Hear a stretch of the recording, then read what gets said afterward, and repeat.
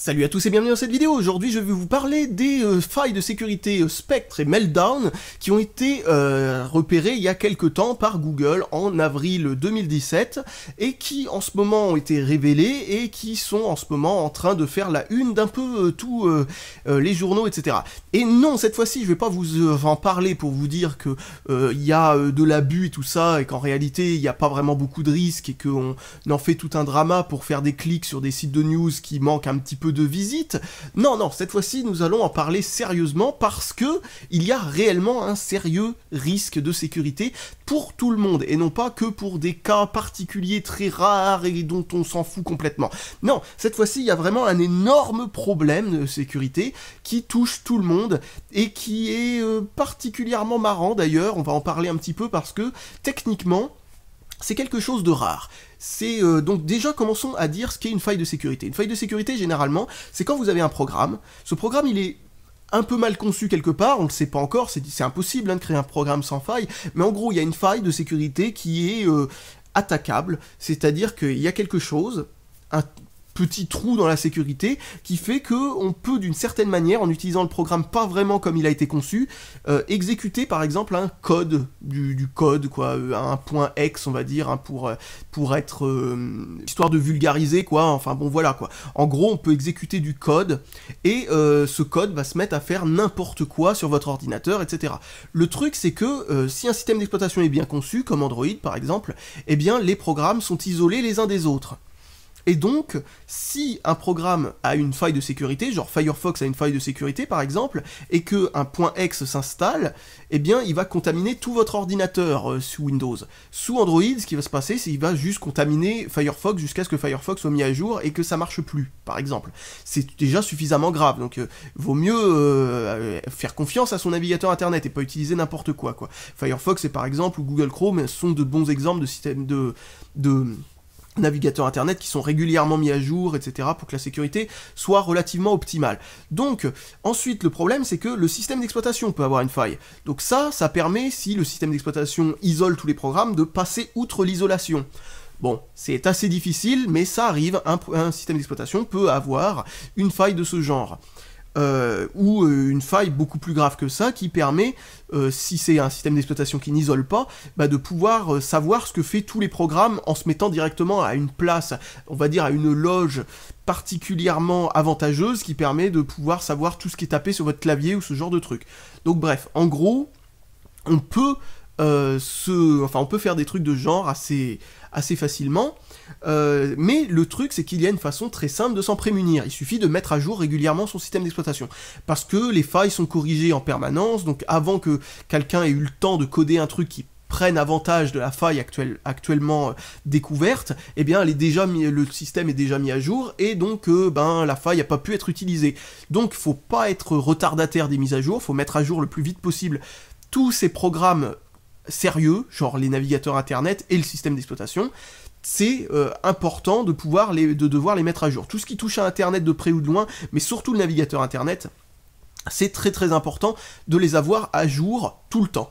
Le système d'exploitation aussi bien sûr. Si vous utilisez Windows XP encore aujourd'hui, je tiens à vous préciser que vous êtes dans une vraie passoire, et que Windows 7 et 8 sont aussi relativement passoirés, hein, même si c'est encore à jour. Franchement, va falloir commencer à se préoccuper d'utiliser Windows 10, je sais que les gens aiment pas entendre ça, vous utilisez Linux, peu importe, hein, ou autre chose. Donc bref, en gros, tous les systèmes d'exploitation peuvent avoir des failles, et il faut les mettre à jour. Le système d'exploitation qui bien sûr est le plus mis à jour et le plus sérieux en termes de failles et tout ça, c'est Linux, parce que les failles sont corrigées par tout le monde tout le temps, et les mises à jour sont, vous savez, elles viennent pas par à-coup, je ne sais pas quoi, elles viennent quand elles sont prêtes pratiquement immédiatement. Et voilà, bon, et le système de mise à jour est généralement sur la plupart des distributions Linux bien foutu, mais bon, là je dis juste ça, juste pour vous expliquer que, voilà, il est possible de se prémunir de ce genre de choses, et les antivirus sont là en fait pour faire en sorte de vérifier s'il n'y a pas des trucs qui se seraient infiltrés, si la faille, on a mis trop longtemps à la résoudre, quoi. Voilà à quoi sert un antivirus à l'heure actuelle, à savoir que Windows contient un antivirus, ne téléchargez pas d'antivirus, ça sert à rien. Windows Defender, ou je ne sais plus comment il s'appelle maintenant, ce truc-là est intégré dans Windows à partir de Windows 8.1, donc voilà, vous avez ce qu'il faut normalement. Donc, qu'est-ce que je voulais dire sinon à propos de ça? Donc voilà ce qui est une faille normalement. Le problème, c'est que là, nous sommes dans une faille hardware. Normalement, une faille hardware, c'est très rare, et généralement, il faut souder des trucs sur une carte mère pour pouvoir utiliser une faille hardware, par exemple. Mais là, on est dans une faille hardware spéciale. C'est une faille hardware utilisable par le software, c'est-à-dire une faille matérielle utilisable par un logiciel. Et ça, c'est particulièrement gravissime et c'est particulièrement dangereux. Pourquoi? Eh bien parce que ce genre de faille, surtout celle-là, elle est incroyable, parce qu'elle touche un truc gravissime. Elle permet de pouvoir faire en sorte que, vous savez, il y a une sorte d'imperméabilité entre les programmes et le système d'exploitation. Cette imperméabilité, elle vient pas de je ne sais où, etc. Elle est assurée par le processeur. Parce que le processeur, il a plusieurs trucs à l'intérieur qui ne concernent pas forcément l'exécution de programme, mais la sécurité. Il y a par exemple un truc qui s'appelle le VMU, c'est-à-dire Virtual Memory Unit, le truc qui permet de gérer la mémoire virtuelle, c'est-à-dire en gros la mémoire vive. Donc, ce truc-là permet de dire tel programme va utiliser telle partie de la mémoire vive, etc. Et chaque programme ne peut pas accéder, en gros, à la mémoire vive d'un autre programme. Et cette sécurité est en gros une conjonction du système d'exploitation et du processeur qui permet comme ça de pouvoir sécuriser les choses.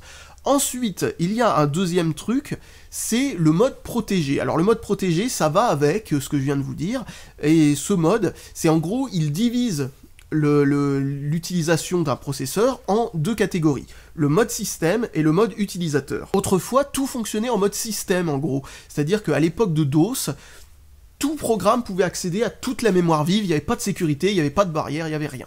Mais comme il n'y avait qu'un seul programme qui pouvait tout tourner en même temps, c'était pas grave. Maintenant, le truc, c'est qu'on a vraiment besoin de cette sécurité. Cette sécurité permet de faire en sorte que le système d'exploitation puisse avoir un coin privilégié de superviseur des programmes, en fait, et lui, il est dans un mode où il n'y a pas de sécurité, mais c'est normal, parce que normalement c'est lui qui gère la sécurité. Et donc, ensuite, il y a les programmes, et les programmes doivent passer par le système d'exploitation, etc., etc. En gros, voilà comment ça fonctionne. Bon, le truc, c'est que cette faille casse tout ça. Elle casse tout ça parce que, autrefois, le mode protégé était invulnérable. Totalement invulnérable. Impossible de pouvoir faire de faille de sécurité. Là-dedans, la faille de sécurité ne marche pas sur les premiers processeurs à avoir ce mode protégé. Et ça remonte à loin, ça remonte à la fin des années 80. Donc en gros, depuis la fin des années 80 jusqu'en 1995, on va dire à peu près, eh bien tous les processeurs étaient invulnérables aux failles de sécurité qu'on dit qu'il y a maintenant. Non pas parce que les processeurs étaient mieux conçus, mais surtout parce que les processeurs étaient moins complexes. Parce que ce qui se passe maintenant, c'est que pour augmenter les performances, les instructions qu'on donne au processeur, c'est-à-dire le système d'exploitation dit au processeur de faire tel ou tel truc, eh ben ces instructions-là ne sont pas exécutées dans l'ordre. Même, elles peuvent être mixées les unes dans les autres. Ce qui est très spécial. C'est-à-dire qu'en gros, ce qui se passe, c'est qu'une instruction système peut être mélangée avec une instruction utilisateur. Et dans ce genre de cas, ce qui se passe, c'est que cette instruction, pouf, elle va au processeur, et vu qu'elle est mélangée avec ce virus, entre guillemets, enfin cet exploit de sécurité, eh bien il va pouvoir comme ça savoir ce que fait le noyau du système de cette manière-là, en s'exécutant en même temps que le noyau du système en fait. Car dans ce genre de situation, en fait, il n'y a plus la barrière de la mémoire vive entre les deux. Il n'y a plus cette barrière. Cette barrière est là uniquement dans la mémoire vive, le cache L2, le cache L3 s'il y en a un, et L4 ou je ne sais pas quoi si jamais ça existe un jour, mais quand vous êtes dans la partie la plus sommaire, c'est-à-dire le cache des instructions, ce genre de trucs, les tout petits caches qui sont utilisés directement par le processeur lui-même quand il fait réellement son traitement, il n'y a pas de sécurité. Si les deux sont mélangés ensemble dans ce cache-là, eh bien ce que vous avez, c'est une sorte de bouillie mélangée entre un programme utilisateur et le noyau, en gros ce programme peut savoir ce que fait le noyau en ce moment, c'est-à-dire par exemple si vous tapez du texte, eh bien ce programme peut capter votre mot de passe ou tout ce que vous tapez ou peu importe. Donc c'est un petit peu problématique, il suffit de mélanger ça avec une faille de sécurité un peu plus banale du style savoir quand est-ce que vous cliquez dans la case mot de passe, ce truc s'exécute au bon moment et vous récupère votre mot de passe pour PayPal par exemple, ou ce genre de truc. Bref, il y a des tas de possibilités d'utilisation de ce truc-là, où en gros il peut aussi s'en servir pour casser le système d'exploitation lui-même, en trouvant par cette manière-là un truc que fait le système d'exploitation qui permet de se faire passer pour un autre programme ou ce genre de choses, et puis finir par trouver un moyen de s'exécuter n'importe comment. Enfin bon, c'est possible, je ne sais pas trop comment, mais bon, en gros, laissons les experts faire. Il y a très certainement moyen d'exploiter ça de manière les plus créatives possible pour obtenir des fiascos monumentaux en termes de sécurité. En tout cas, c'est une faille de sécurité très grave parce que, encore une fois, le système d'exploitation, tel qu'il est fait aujourd'hui, en faisant confiance à ce que fait le processeur, en fait, ne peut rien y faire. Le truc et les programmes ne peuvent pas être corrigés pour modifier ça. Le truc, c'est que là, cette faille de sécurité, elle est encore pire que d'habitude, parce que vous vous dites, oui, bon, le problème, mais c'est que, bon, si je sais ce que j'installe sur mon PC, logiquement, devrait pas y avoir de problème, parce que j'installe pas de la merde. Oui, sauf que cette faille transcende tout. Elle casse toutes les sécurités, hein, je vous rappelle, casse toutes les sécurités et part direct dans le processeur, au moment de son exécution, dans le processeur et récupérer ce que fait le noyau. Donc vous pouvez mettre autant de couches de sécurité les unes au-dessus des autres pour empêcher un programme de pouvoir faire quelque chose avec un autre programme, ça ne marchera pas. C'est-à-dire que en gros, Firefox, vous cliquez sur une page internet, cette page internet contient un script JavaScript qui va se télécharger dans votre ordinateur et s'exécuter à votre insu. Parce que c'est comme ça que marche un navigateur internet. Un navigateur internet va donc télécharger en gros des programmes qu'il va exécuter directement, comme ça, sans vous demander votre avis. C'est pas installer un truc ou je ne sais pas quoi. Donc en gros, cette faille de sécurité peut passer directement du JavaScript à complètement ruiner toutes les sécurités qu'il y a dans le PC. Donc en gros, le truc, c'est que mettre à jour Firefox ne servira jamais à rien. Pour ce genre de sécurité, de problème là. Donc ça ne sert à rien. Ce qu'il faut faire, c'est une modification dans le processeur, ce qui n'est pas possible parce qu'il faut changer le processeur, une modification dans le microcode. Qu'est-ce qu'un microcode? En gros, c'est le système d'exploitation du processeur, pour être vraiment... c'est le firmware du processeur. En gros, c'est un truc qu'il y a dans le processeur qui lui dit comment fonctionner, ou comment être paramétré, désactiver des fonctions, ce genre de truc. En gros, une mise à jour du microcode faite par Intel, par exemple, peut modifier ça. Alors, déjà, qu'est-ce que ça touche comme processeur? Ça touche tous les processeurs Intel, pratiquement, sauf les Intel Atom de première génération. Ironiquement, juste parce qu'ils sont faits de manière tellement basique qu'ils n'ont pas ce qui permet de pouvoir combiner les instructions entre elles. Donc, un des trucs qui est donc un inconvénient dans le Intel Atom, est à son avantage, en l'occurrence, dans ce genre de cas précis.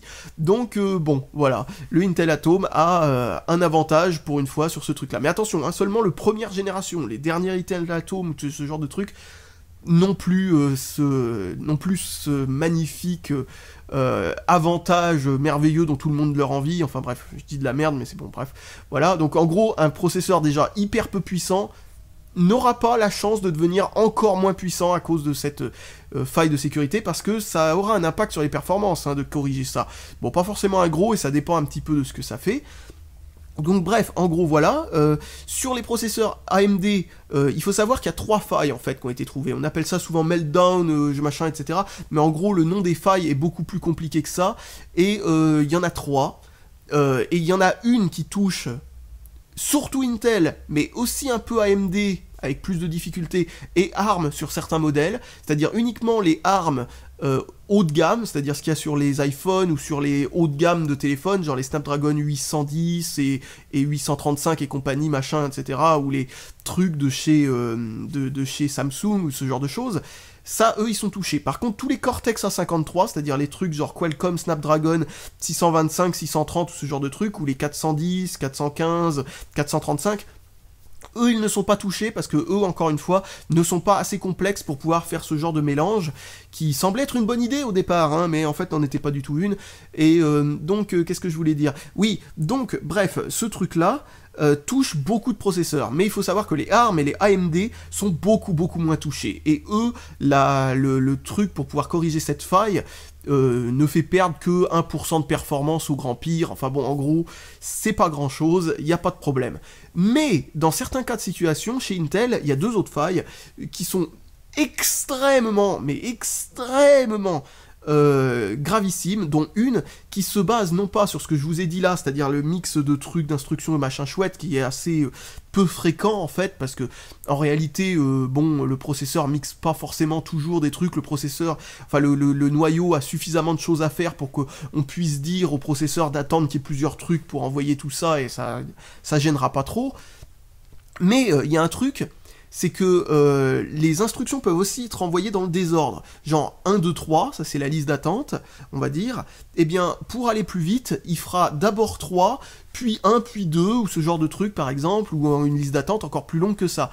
Le truc, c'est que ça pousse du coup le processeur à charger des trucs en cache de manière non sécurisée, seulement chez Intel. Chez AMD et chez les ARM, il n'y a pas ça. Mais chez Intel, ils chargent des trucs en cache de manière non sécurisée. Et là, du coup, processus numéro 3 qui se retrouve à être exécuté en premier, a accès à ce qu'il va y avoir, qui va être utilisé ensuite par processus numéro 1 et 2, qui pouvaient être des processus, on va dire, problématiques. Et donc, ça demande à désactiver des trucs dans le processeur qui font des augmentations de performance quand même assez significatives. Donc, dans ce genre de cas, il peut y avoir... Bon, on va dire en encodage vidéo, ça change rien, ça change pratiquement aucune performance ou rien du tout. Il y a des trucs genre par exemple le cryptage, la compression de fichiers, l'encodage vidéo, ça change rien.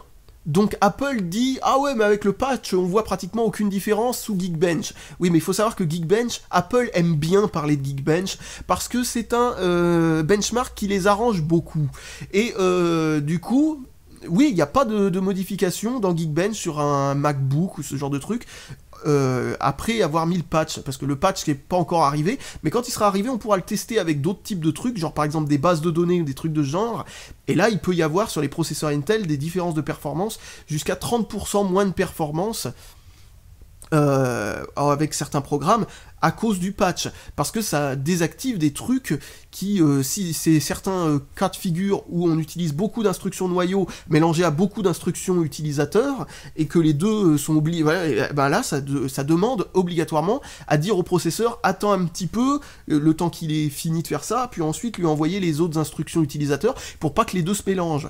Et là franchement ça peut être gravissime. Faut savoir que pour par exemple un truc genre encodage vidéo, ce sera pratiquement que des instructions utilisateurs, presque rien de noyau, donc les performances sont pratiquement pas impactées. Mais quand il s'agit par exemple d'une base de données accessible via internet, il y a plein d'instructions noyaux qu'il va y avoir, vu que c'est le noyau qui gère tout ce qui est réseau, quoi.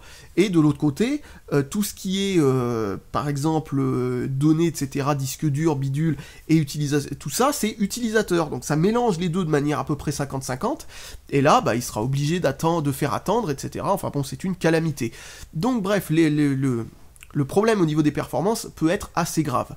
Comment se prémunir de ce problème? Alors, si vous voulez, vous pouvez, comme je le disais, vous empêcher d'utiliser des scripts JavaScript sur un navigateur internet en installant par exemple l'extension NoScript qui bloque tous les scripts JavaScript et qui vous permet de les activer au cas par cas quand ils sont importants et quand vous en faites confiance.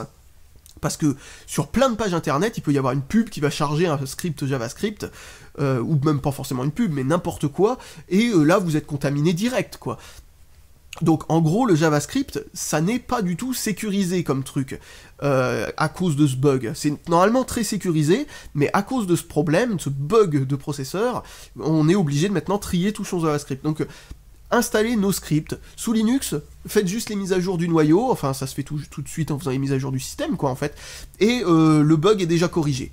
Alors, il y aura sûrement des mises à jour à continuer à faire, hein, etc., parce que, bien sûr, il y aura sûrement des optimisations à ces patchs pour que leur impact sur les performances soit moins grave, mais voilà, en gros, il suffit de mettre à jour, et logiquement, vous verrez aucune différence, sauf si vous avez un serveur, par exemple, et là, ou si vous faites de la virtualisation, il y aura certainement aussi... parce que ça passe par le noyau aussi, il y aura très certainement un impact assez impressionnant. Surtout que dans ces trois bugs, en fait, il y en a un qui touche tout le monde, mais qui n'a pas grand chose comme perte de performance, un qui touche que Intel pratiquement, enfin non, qui touche que Intel a priori, on ne sait pas si ça touche AMD, mais jusque-là, on a... AMD dit qu'il n'y a pas de problème et tout le monde a essayé de faire en sorte que ce hack fonctionne aussi sur AMD, ça marche pas. Donc a priori AMD et ARM n'ont pas de problème avec ce deuxième problème. Et il y a un troisième problème qui touche la virtualisation. c'est-à-dire en gros le fait de pouvoir émuler un système d'exploitation dans un autre. Et là, la solution qu'a trouvé Intel, c'est de désactiver en partie cette fonction. Donc il y a plein d'optimisations qui sont faites uniquement pour ça, qui sautent avec ce patch. Donc bah ouais, ça rend la virtualisation sur processeur Intel plus lente. Donc voilà, donc il faut mettre à jour son système d'exploitation. Encore une fois, c'est le problème numéro 1 en fait de la sécurité. Si vous n'êtes pas à jour, vous aurez des problèmes.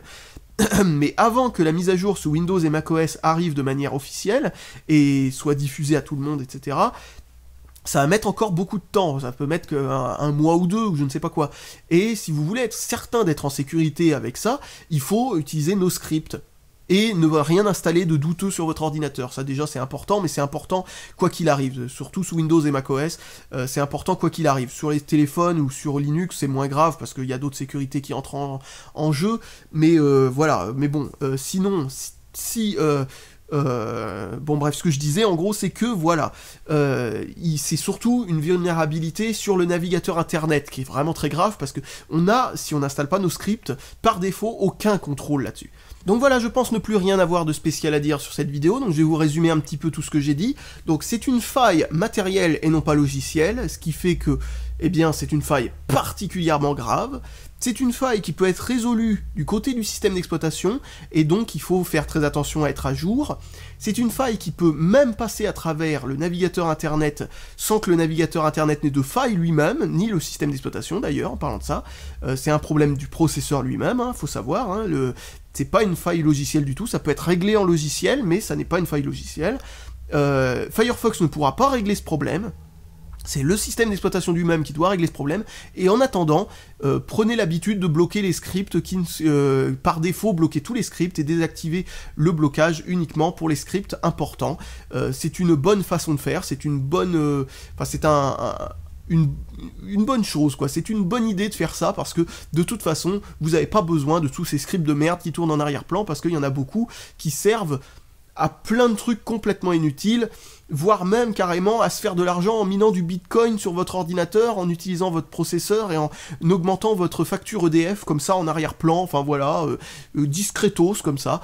Donc bon, voilà, en gros, le JavaScript, c'est une calamité, mais là en l'occurrence, si vous allez sur des sites auxquels vous faites pas confiance, mais des fois ça peut être un site auquel vous faites confiance et le script s'installe via une publicité et le gars il sait pas ce qui est affiché comme publicité sur son site. Il fait confiance à un providers de pub, on va dire, et tada, il suffit que le gars qui mette la pub dedans trouve un moyen d'utiliser une faille de ce providers de pub qui existe tout le temps, ce qui arrive tout le temps. Il y a plein de sites qui ont enfin bon voilà, des problèmes comme ça. Et donc le truc c'est que bon bah bloquez tous les scripts. Allez-y, bloquez tous les scripts, utilisez l'extension de script pour Firefox, existe peut-être aussi sur Chrome, je suppose, enfin j'espère en tout cas, et donc voilà, ça, là au moins vous aurez pas de soucis avec ça. Et ensuite, le côté performance, comme je vous ai dit, pour un utilisateur lambda, logiquement, rien de spécial à dire.